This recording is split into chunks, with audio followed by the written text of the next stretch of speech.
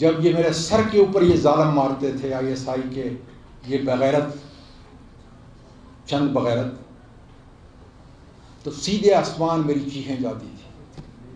باجوہ ذمہ دار ہے، اس کے ساتھ چند کرپٹ جرنیل ذمہ دار ہیں جو اس مافیا کو لے کے آئے ہیں، جنہوں نے 11,000 ارب میرے ملک کا، میرے غریبوں کا، اس پہ فخر محسوس کرتے ہیں۔ آج وہ میرے بیٹے جن کو میں نے کابل سے تعلیم حاصل کی، جنہوں نے میرے اس ملک کی تنخواہ کھا رہے ہیں، میرا ٹیکس کا پیسہ اور آپ کے ٹیکس کا پیسہ، اس سے ان کو تنخواہ ملتی ہے، اس پہ فخر محسوس کرتے ہیں، بلیک میلنگ کرتے ہیں۔ ہم بھیک مانگ رہے ہیں۔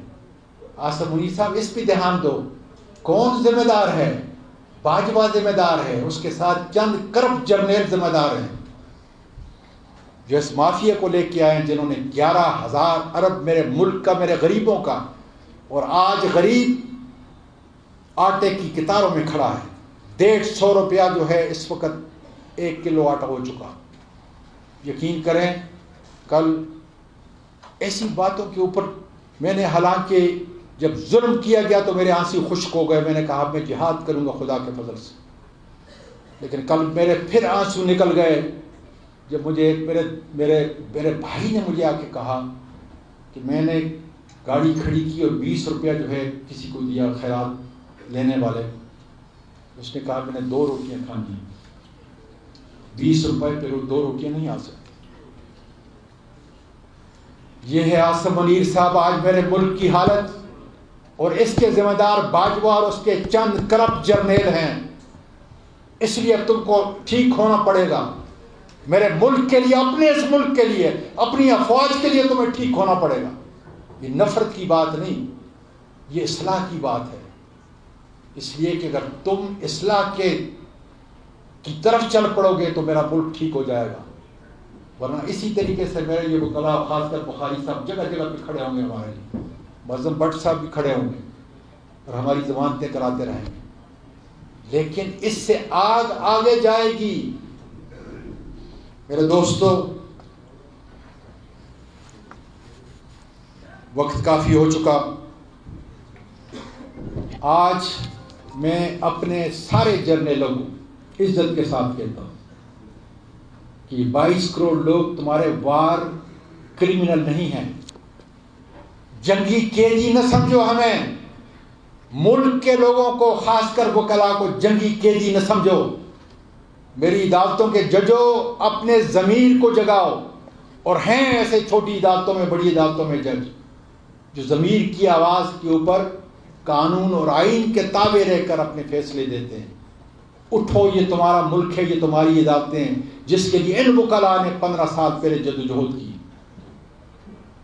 اور اگر عدالتوں کے اندر اس قسم کے مفروضے پہ اور فرضی کیسز بنا کے آتے ہیں تو آپ کا کام ہے کہ ان کو ننگا کرو گے، ان ایجنسیوں کے لوگوں کو ننگا کرو گے۔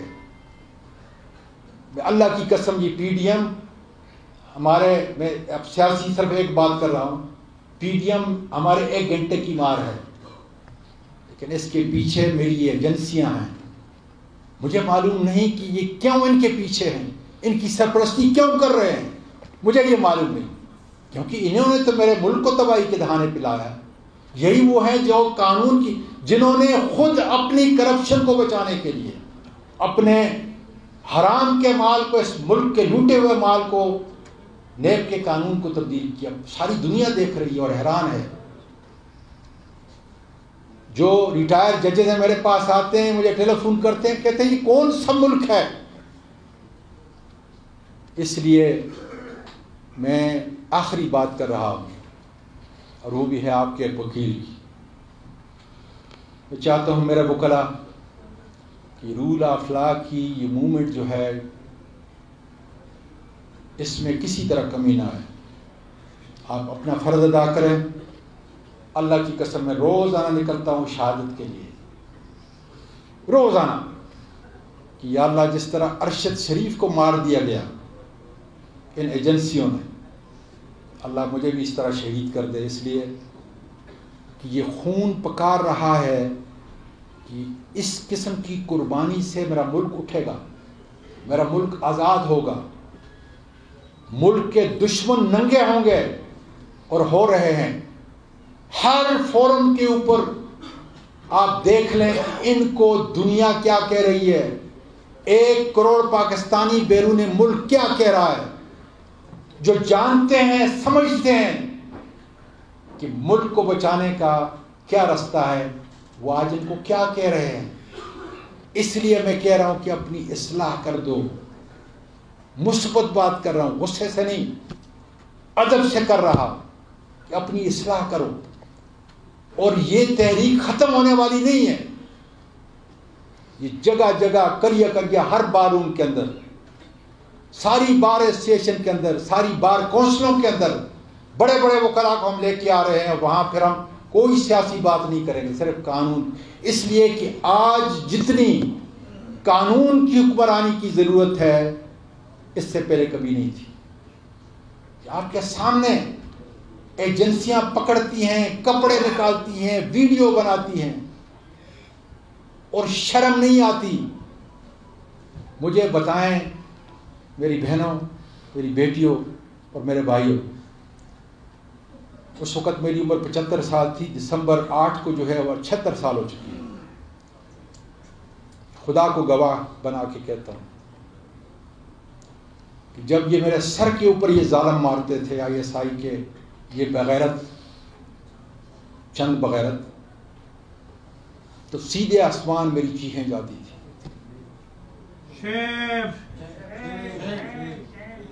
اور اس پر ہی نہیں، ویڈیو بناتے تھے،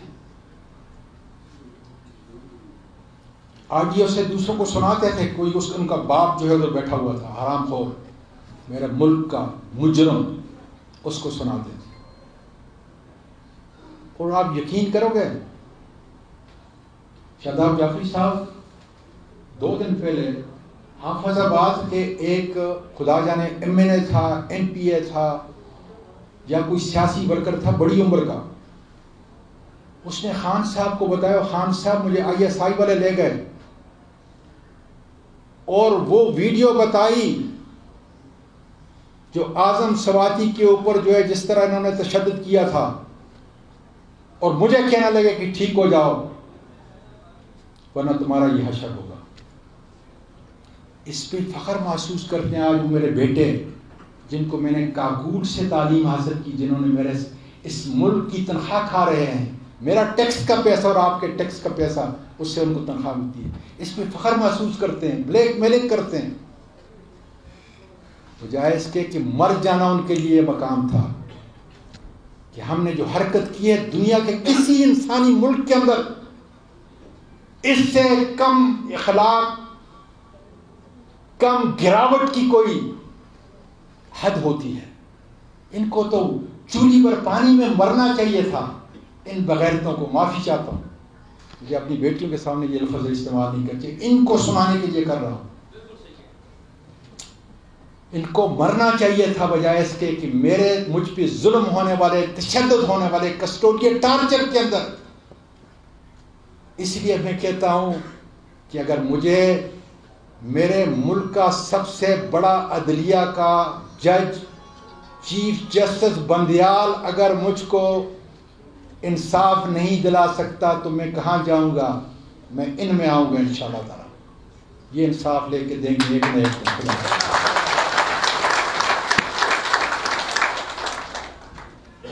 اس لیے لوگوں کو، جنرل صاحب لوگوں کو بھیڑ بکریاں نہ سمجھیں۔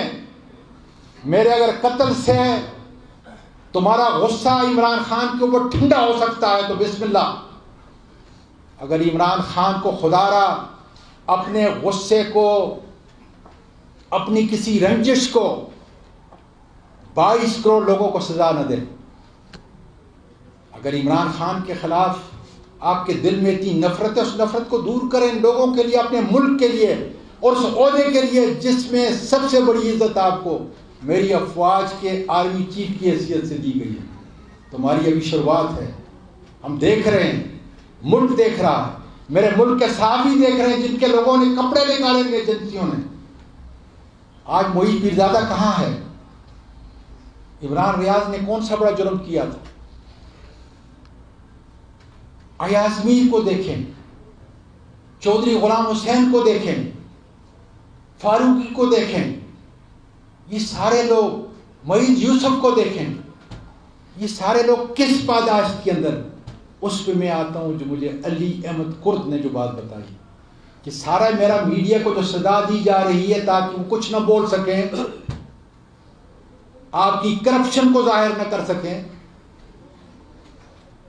علی کرد کو جب میں نے 45 منٹ تک اس عظیم شخص نے میرے سے بات کی اور مجھے کہا کہ میں آئی ایل ایف کے جھنڈے کے تلے نہیں آ سکتا. میں نے کہا یہ آئی ایل ایف سے آؤٹ ریچ ہے اب پورے وکلا کو، یہاں کوئی سیاسی بات بھی نہیں کریں گے، اس لیے کہ اگر ملک کو بچانا ہے تو 15 سال کی پہلی تاریخ آپ کو پھر مرتب کرنی پڑے گی جو وہ وکلا نے اٹھائی تھی.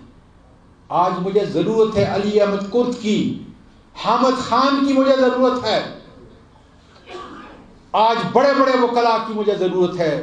یہ 2 نام میں نے اس لیے لیے کہ سارے ان لوگوں کی ترجمانی کرتے ہیں، ان سے بھی بڑے نام کہ وہ اس پلیٹ فارم کی آ کر ہماری رہنمائی کریں. میں بہت پیچھے کھڑا ہوں گا وکیل کی حیثیت سے، لیکن آپ نے ملک کو بچانا ہے، اس لیے کہ اس ملک میں آپ عدلیہ کی اور اس ملک میں آپ وکلا کی عبارت ہیں، فخر ہے ہمارے لیے، اس لیے آپ آگے بڑھیں. اور مجھے یقین ہے کہ مجھے مثبت جواب جلد خدا کے فضل سے ملے گا، کیونکہ جب وہ رہنمائی کریں گے تو انشاءاللہ تعالی میرے ملک کی عدلیہ آزاد ہوگی. اور اگر میرے ملک کی عدلیہ آزاد ہوگی، ان ایجنسیوں کا باپ بھی ہمارا کچھ نہیں کر سکتا خدا کی فضل سے. اگر وکیل بینچ اور بار ایک جگہ ہو جائیں تو میرا ملک آزاد ہو جائے گا خدا کی. میرے دوستو، علی احمد کرد نے کیا کہا، اسی پہ میں ختم کروں گا اور آپ کا تہ دل سے شکریہ ادا کرتا ہوں سب کا، اتنا مجھے وقت دیا. علی احمد کرد نے کہا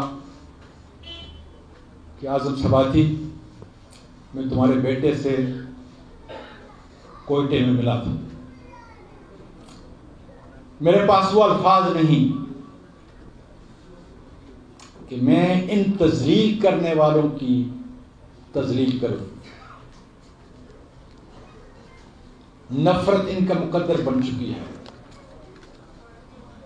اس نے کہا کہ تاریخ کے 3 دور، میرا حال میں ان کی عمر بھی میرے برابر ہوگی، یا کچھ بڑے ہوں گے یا کچھ کم ہوں گے. انہوں نے کہا کہ میں نے 70-75 سال کے اندر 3 ادوار دیکھے ہیں. ایک، جب ہم وکیل اس قسم کی تحریکوں میں نکلتے تھے، ہم پولیس اسٹیشن جلایا کرتے تھے، بسیں جلایا کرتے تھے تاکہ قانون نافذ کرنے والے ادارے اپنی حدود کے اندر رہیں، اور ہم بھی ایف آئی آر ہوتی تھی تھانوں میں، ہمیں بند کر دیا جاتا. پھر کہنے لگا ایک ایسا دور آیا جس میں ہم نے وہ کام چھوڑ دیا، ہم نے قانون کو ہاتھ میں نہیں لیا، وہ کام چھوڑ دیا ہم نے. اس دور کے اندر ہم نے لکھنا شروع کیا ان ایجنسیوں کے ظلم کے خلاف، انصاف کے حق میں، جہالت کے خلاف، علم کے حق میں، اور تقریروں کے ذریعے جو ہے ہم نے لوگوں کو اٹھایا اپنی تحریک میں. وہ مثال دے رہا تھا 15 سال پہلے، اور کہنے لگا کہ آج یہ مقتدر ادارے ہماری سوچ کے اوپر قدغن لگا رہے ہیں. تو میرے وکلا، قابل قدر وکلا، آج آپ آزاد نہیں محکوم قوم ہیں. آج آپ کی تقریر کے اوپر ہی نہیں، تحریر کے اوپر ہی نہیں ہے تو میڈیا والوں سے پوچھ لیں جو جیلوں کی، جن کے کپڑے نکالے گئے ہیں. آج آپ کی سوچ کے اوپر بھی یہ مقتدر ادارے پابندی لگا رہے ہیں. اس لیے جہاد آج جتنا فرض ہے اس سے پہلے پاکستان میں کبھی نہیں تھا. میں دل کی گہرائیوں سے ایک بار پھر آپ کا شکریہ ادا کرتا ہوں. یہ چراغ جو آپ نے جلایا ہے اس کو مٹنے نہ دینا، اس لیے کہ یہ 22 کروڑ لوگوں کی آواز ہے. جگہ جگہ پہ آپ کا یہ پیغام خدا کے فضل سے پہنچ رہا ہے. آؤٹ ریچ کریں اس کو، آئی ایل ایف کے پلیٹ فارم سے اور بڑا پلیٹ فارم دیں. اور میں نے بڑی تفصیل کے ساتھ شاداب جعفری کے ساتھ، شاداب جعفری صاحب کے ساتھ، کسان صاحب کے ساتھ معظم بٹ صاحب کے ساتھ بھی بات کی ہے کہ بڑے بڑے وکلا قاضیان اور اس قسم کے لوگوں کو آگے لے کے آئیں. ہماری عزت ہے ہمارے وکلا کی, بڑی عمر ہی صحیح, لیکن ان کے 2 بول میرے ملک کے لیے اور میرے ملک کی آزادی اور رول آف لا کے لیے میرا بہت بڑا اثاثہ ہو سکتے ہیں. پاکستان پائندہ باد.